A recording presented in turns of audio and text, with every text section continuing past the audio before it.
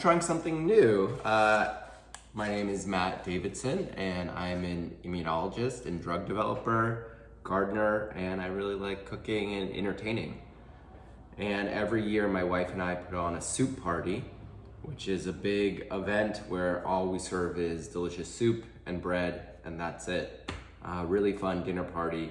We've been doing it for about 15 years, and today I'm gonna record the cooking of some of these soups so that you might try it at home or have your own soup party. The first soup I'm gonna teach you how to make is a mushroom cappuccino. My recipes are pretty loose, but this is the recipe here. Basically, it's a bunch of mushrooms, some onion, some carrot, some celery, some porcinis, and we're gonna then blend them all up after they're nice and golden and seasoned with fresh thyme and garlic. And then on top, we're gonna make a foam out of milk and parmesan that's whipped up. Should be really delicious. I've actually gotten started already by cutting 2.5 onions in half, roasting them in some olive oil, putting 2.5 carrots and 2.5 celery sticks in here, and just cooking them till they start to brown slightly. This is now off, and I'm gonna set this aside. I've also picked a bunch of thyme from the garden. I have crushed 10 garlic cloves. I have soaked 1.5 ounces of porcini mushrooms. And I have sliced 1.25 pounds of both button mushrooms and cremini mushrooms. And this is basically all we need to make the soup. So now that this has been cut, I'm gonna put this aside and reserve it. And I am going to brown all of these mushrooms in garlic and thyme and butter and some olive oil. One thing I'm gonna do right now, these have been soaking for about 15 minutes, is drain these mushrooms. And I'm gonna reserve that cooking liquid in case I want it to help season the soup in a little bit. So just pouring this over a bowl. And these are now good to go and to add into the soup later. Once everything's seasoned and tastes great, I'll probably just use an immersion blender and blend it all till it's creamy. And then our party's not till tomorrow, so I'm gonna put this in the fridge when it's done, and then we'll just reheat it tomorrow. Okay, so next step is I need to take that out of there. I'm trying to keep everything in one pot. It's gonna be a little tricky in here to get enough Maillard reaction, that kind of golden brown reaction on there. So I'm actually gonna pull out one other pan and do this in 2 vessels at once, just to double the amount of space for the Maillard reaction to take place.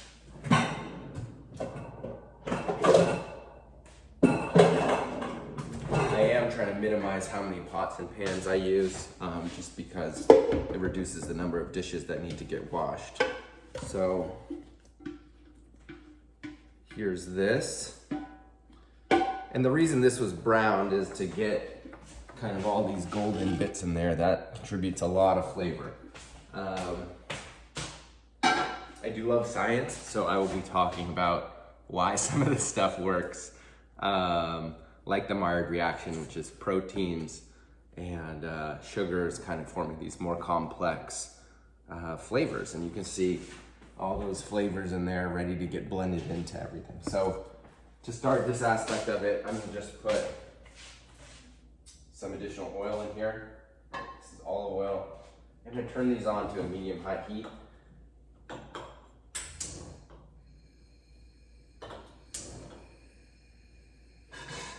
And then my strategy on this is I'm gonna get these nice and golden without adding anything else. You could add the garlic first, but I'm a little bit worried it will burn. So I'm gonna get those going. Then I'll add in the garlic and thyme. And at that point, I'm gonna transfer everything to this vessel, put it all in there, including the onions, the carrots, the celery, season it up, And once that tastes really good, I'll use an immersion blender to get it going. So I'm gonna actually get that immersion blender out. I also have a Vitamix, which I could use. And maybe I actually will use just to get it really creamy. The reason I'm considering doing one versus the other is if I want it really, really creamy, which I do, the Vitamix is probably better. But there's a lot of material, so I'll probably just have to use a couple of vessels to get that going. So I'm gonna put these in the pot pan now.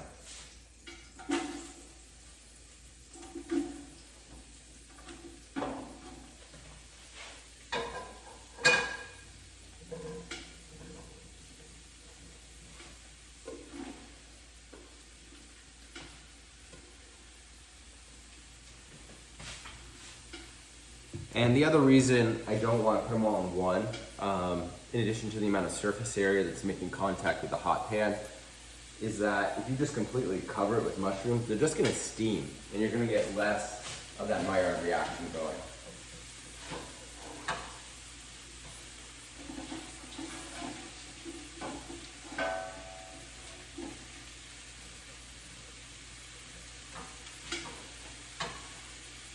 So you can hear those sizzling away, meaning it's hot enough.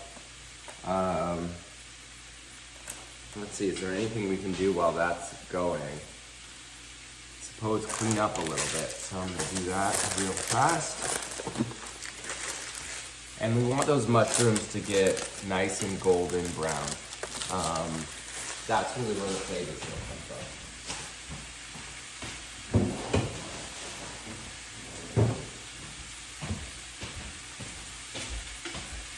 So I'm gonna stop this and come back once those are nice and golden brown. So those are starting to look pretty good. I'm gonna put some fresh thyme from the garden in there. It smells incredible. Show you how we're doing. So I have the overhead fan on. So these are starting to get nice and golden. The other one has a little bit of moisture that's gotten in there. We wanna kind of get rid of that as much as possible so these things actually become golden and don't steam, so I might scoop that out of there. And in the one that really doesn't have any moisture in there, which is the frying pan, I'm putting in some butter, and I'm gonna put in all this garlic to get it kind of golden.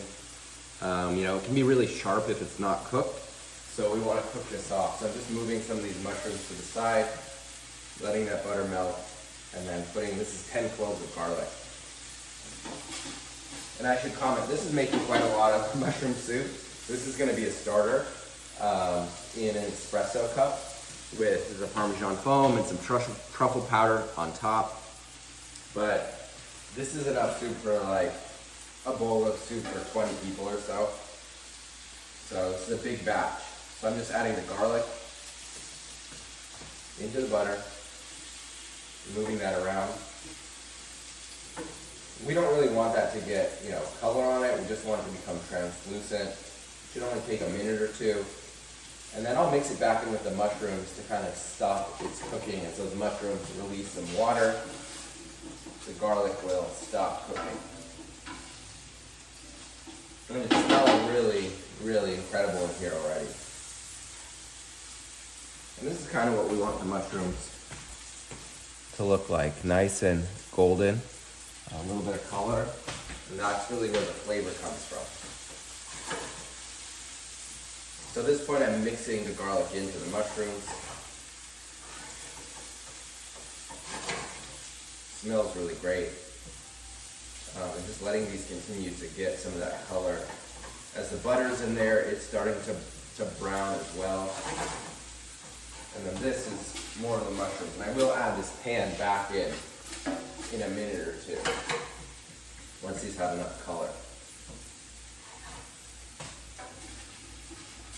And at this point, those mushrooms have released all their liquid, and I'm gonna put some butter in there, it's maybe a tablespoon, to get them brown too, because again, that Maillard reaction, the brownness is really where the flavor comes from, and that we're looking for. But we don't want them to burn, so there's a fine line here.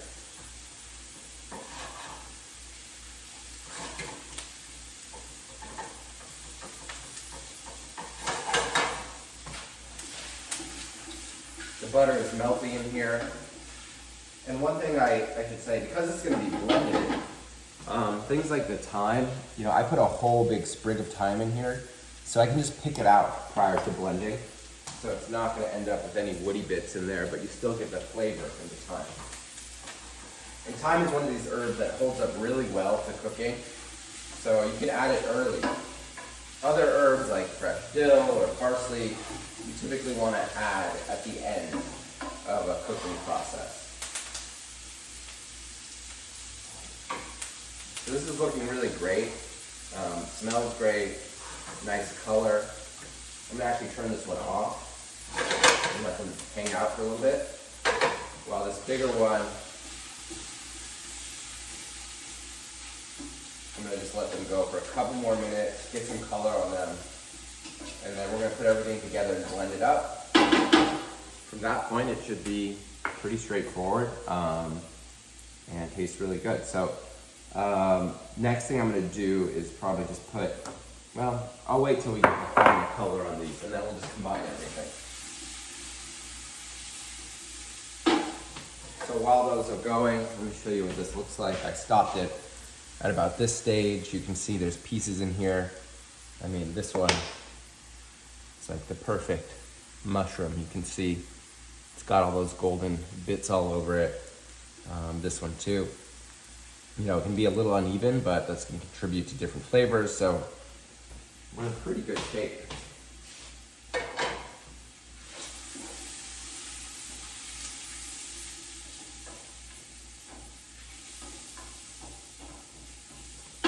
Okay, I'm going to come back when those are all golden and delicious. So everything's looking really nice. So I'm going to combine everything into this pot here. This is the really nice golden mushrooms and garlic. I should say everything is cooked down a lot. Mushrooms are mostly water. So that looks good. Then I'm going to put in these roasted veg, the porcinis.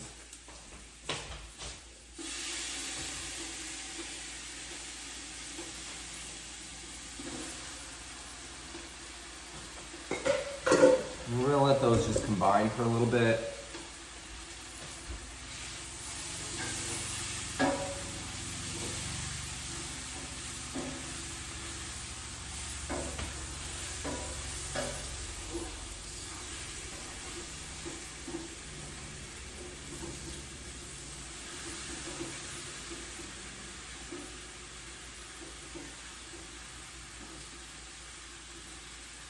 And as I think about it, these need to be chopped up a little bit if we're going to blend them. So I'm going to chop those big onions into some smaller pieces that can be managed a little bit easier.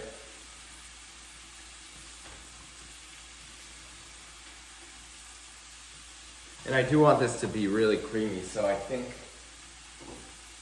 I will use the Vitamix. And what I'm going to do, I'm looking for about 6 or 7 liters total, is blend all this up in the Vitamix with a lot less water than is needed, and then I'll top it up with more water. And you could use a beef broth or chicken broth or vegetable broth. This is so flavorful. We're really just using water as the base here. I'm just gonna run my knife through these so that they will blend more easily. And I'm not much of a videographer, as you can tell, so hopefully you can see this. It's actually my first time doing a cooking video where I'm in it. I'm not normally in front of the camera, I'm normally behind it, so this is kind of fun. So these don't need to be chopped up super fine. They have been roasted off a little bit, but as I'm smelling it, there's still some raw onion bits in here. So I do want to cook these a little bit before they're blended, make sure they're translucent all the way through. So let's just do this, and then we will put them in the pot.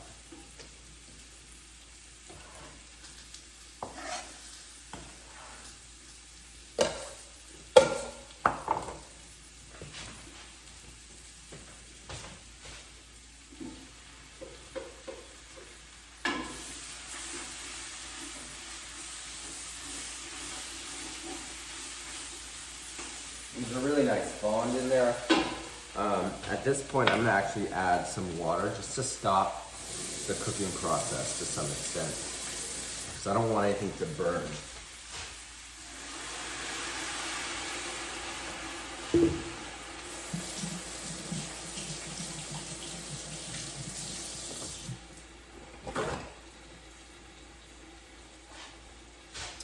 And as that's now just cooking those onions, I'm scraping all the fond off the bottom. As I mentioned, that's where the real flavor comes from.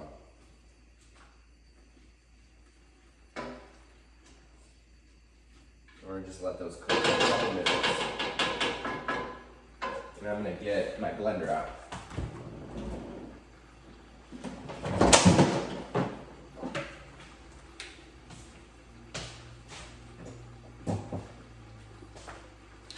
Yeah. Okay, front and center. Very cool.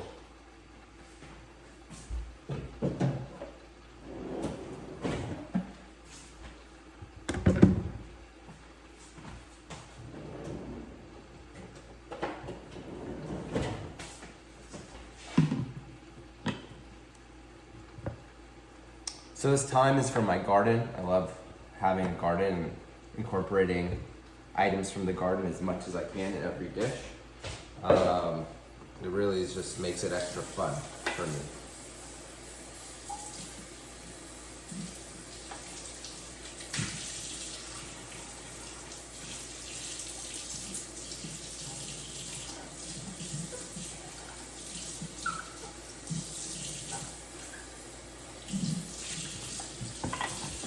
So you guys probably don't want to see me washing dishes, so I'm going to transfer everything to that blender in a couple of minutes and then show you what it looks like once it's blended. Okay, so that's been cooking for about 5 or 10 minutes. I'm going to put it all into the blender now. Fill it up till 64 ounces, the maximum amount, with water. Blend it to get it really creamy, and then we'll put it back in here and season it up. So right now, I'm just taking out these sprigs of thyme. I know I had 4 of them, and I still have 4, which is really good. 4. Here we go. I'm gonna transfer everything to here. And I don't know what's in here actually. Let me make sure this is really clean. This little spot of something in my blender. Looks better.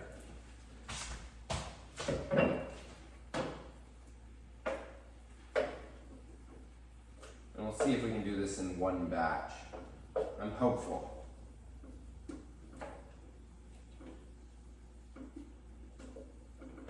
If not, I'll put it into a bowl and we'll do it in 2 batches. And let's see. Yeah, it looks like that's going to be the case. So I'll do the rest in this bowl, but just to show you what this looks like, I am making quite a lot of soup, so I'm going to fill it up here with filtered water. I'm going to use hot water, but cold water would be fine too. And I'm going to season at the end. Some people say season, as you go. But in this case, everything's going to get blended. We're going to taste how it tastes, and then at the very end, we'll blend it all together and make sure we get that seasoning right.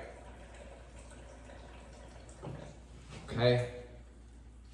Then let me find the lid somewhere. Lid on.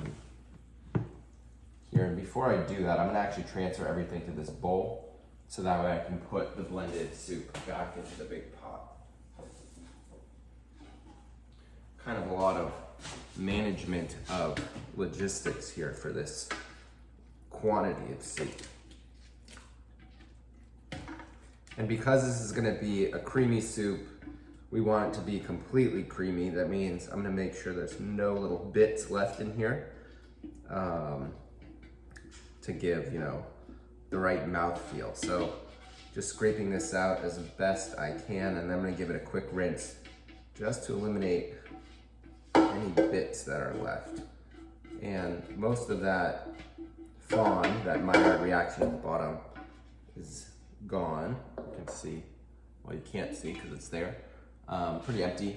And I'm just gonna give this a quick rinse.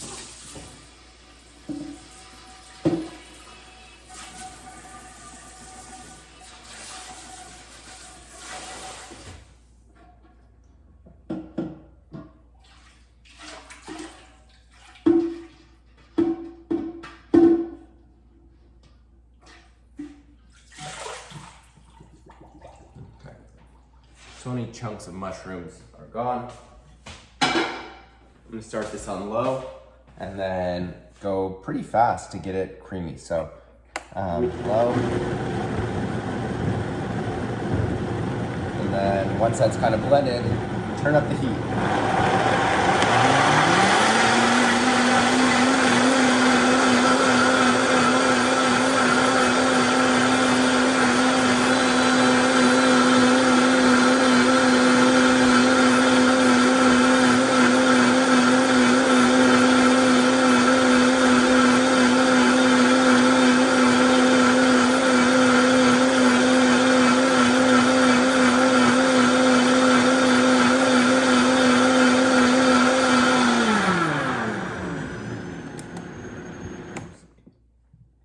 And now I'm gonna just taste it, not really for texture or taste, but just to confirm that it is totally smooth.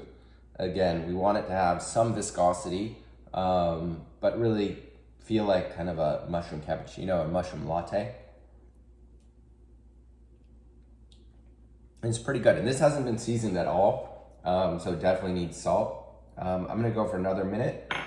Then I'm gonna do the other batch, transfer it in there, and then I'll come back for final seasoning and talk about how to make the foam that's gonna go on top tomorrow. Okay, so I've transferred that over mostly. I mentioned I want about 6 or 7 liters total. These were each 1.75 liters, so we're gonna need to add, about 3 more liters of liquid. So I want that liquid to have some flavor, so I'm gonna use this porcini soaking liquid. I'm gonna make sure not to pour off the very bottom of it because there could be some dirt in there from the porcinis, so just pouring it off over a filter. I'm just gonna leave the last little bit, just in case. Then I'm gonna just add some hot water. And I'll add that into the soup. I put those thyme sprigs back into the soup for now, just to soak and kind of infuse. But nice to wash out your equipment with water and then continue to use it so you don't lose any soup. You've spent so much time making it at this point. So if I add another 2 liters, I believe that takes us to 5.5. And then we can add additional water, season it to taste, and go from there. The texture is really nice, super, super creamy. But it does need salt, and I might add some other special ingredients in there to give it the right seasoning. So things like acid, maybe some sort of vinegar. In that case, definitely salt. If we want more umami, I have some soy sauce and some super salt, which I'll tell you about. So here's the water going in.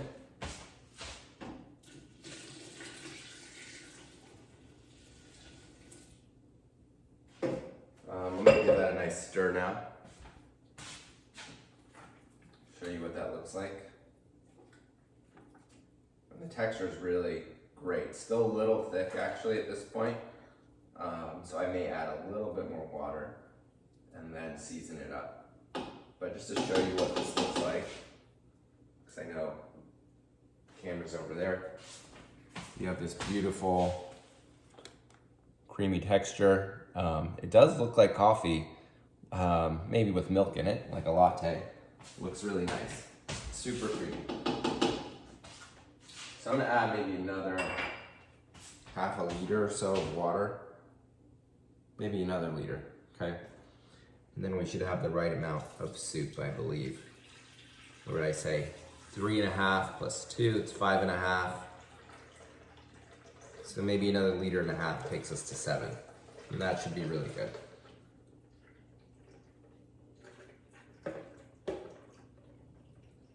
So I'm gonna season it with salt, but also what I call super salt. And what it is it's a mixture of MSG, disodium guanylate, sorry, and salt. And if you look at a bag of Cheetos or Chex Mix, you'll find they have MSG and these disodium ribonucleotides, and they really just make things taste super, super savory and delicious. And we want that in our soup. So I'm gonna give this a mix. Yeah, texture looks really nice now. I'm gonna turn this on again, let it all combine. This is gonna be a hot soup, so once this is all seasoned and tasting really nice, I'm gonna let it cool, put it in a storage container, and put it in the fridge, and then reheat it tomorrow. So I have my regular kosher salt here, my super salt here, and I'm gonna season that up and see what it tastes like. This is quite a lot of soup to season, but we're gonna go slow. We can always add more salt. We cannot take more salt away. So I'm gonna give this a stir, let all that mix in, and then I'm gonna taste it. It's really important to taste it at this point for soup.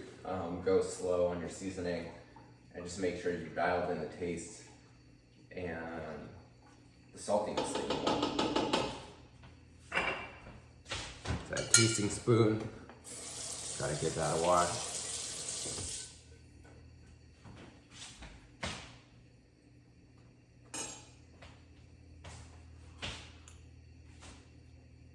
The mushroom flavor is really there.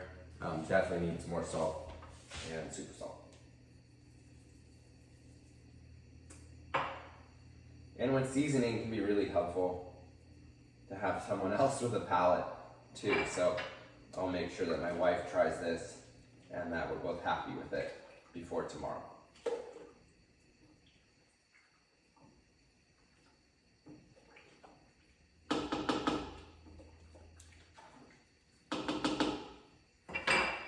Try it again, see how we're doing.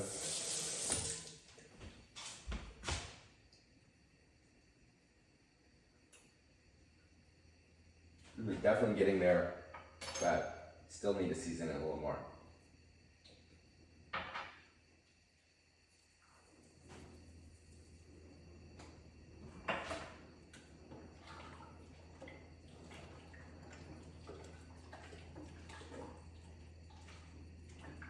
I want to make sure that all that salt has dissolved in there.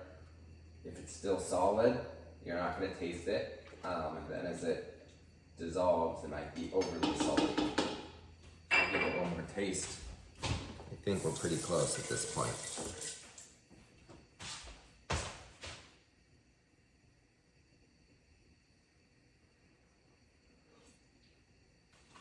Perfect. It's actually a really healthy soup. There's maybe like 3 tablespoons of butter in there. But it's really, really creamy from the Vitamix. I'm glad I went with that strategy. So I'm gonna let that hang out on low and show you the next part, which is the mushroom foam. There's 3 ingredients here. Sorry, not mushroom foam. It's a Parmesan foam. I'm gonna use whole milk, Parmesan cheese, and xanthan gum. Xanthan gum is gonna allow this to whip up and maintain its frothiness. We'll do it in a big bowl tomorrow with a whisk attachment on an immersion blender. And so what I'm gonna do is add my ingredients to this milk jug. This holds about 2 liters, and that's about how much foam I'm trying to make for everyone. So I'm gonna get 200 grams of Parmesan cheese, which is about half of this block of Parmesan cheese over here. And I'm going to grate it on a box grater. I don't want it to dissolve in here actually. I'm gonna strain it out tomorrow, but I do want that flavor to infuse really nicely. And I'm gonna get a scale for the xanthan gum because 2 grams is not a lot, and I wanna try to get that right. I think the scale is in my daughter's room, so I will be back with that in a minute. Well, I could not find my kitchen scale. We actually we're using it to weigh my daughter's lizard, who is pretty fat and needs to go on a diet, so we've been weighing the lizard. Anyways, I'm gonna just kind of eyeball it. So this is xanthan gum. This is used in like food, lots of food, like salad dressings, and it's used to give it viscosity, and it's gonna help the foam stay together after it's made. So I'm gonna try a half a teaspoon of this. Hopefully it's not, maybe I'll go a quarter teaspoon or so. Let's put it in here. And it's a better idea to add these kind of polymers in now. They can take quite a long time to hydrate. And then we're gonna do about half this block of cheese. This is almost a pound. So half of it should be about 200 grams, a little bit, well, close enough, at least. And I'm gonna use the bigger grates on here, on the box grater again. We just want it to infuse, give it some saltiness, but ultimately want to strain it out. And so by having bigger pieces, it'll be easier to strain out. And because we're letting it soak overnight, there should be plenty of time for that flavor to infuse.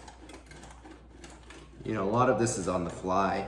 I don't have any formal cooking training, but I have spent, I don't know, about 10 years in labs doing very precise measurements. And so it's nice to be a little imprecise and use your gut on these things and have fun with it, knowing that it's gonna be a little bit different every time, and that's part of the fun. I have actually made this soup before, and it's fantastic, but it's been a long time. And if you Google, mushroom cappuccinos, you'll see a variety of recipes out there. I'm sure they would all be delicious. And theoretically, I could put the rind in here, but maybe I'll save that for another cooking project. So this is gonna give it quite a lot of saltiness.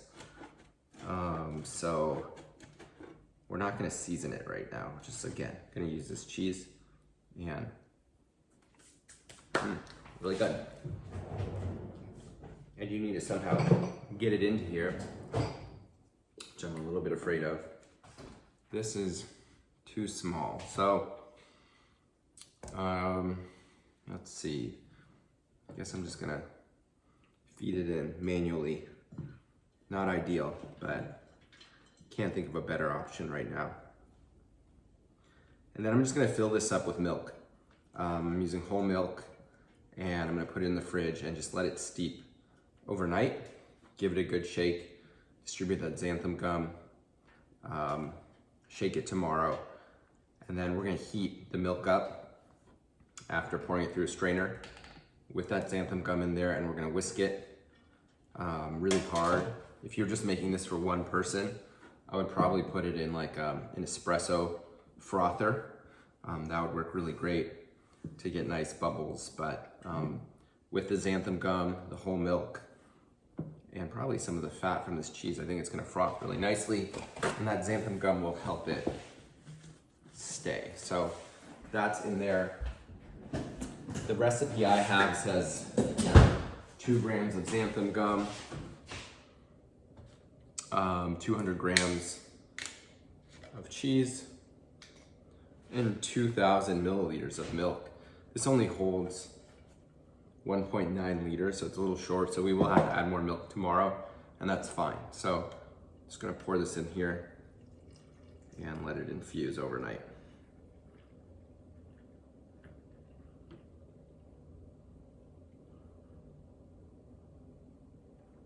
I'm gonna leave a little bit of room at the top so I can mix it. And this is just a glass milk bottle I got a very long time ago when I lived in the Bay Area. And I love it.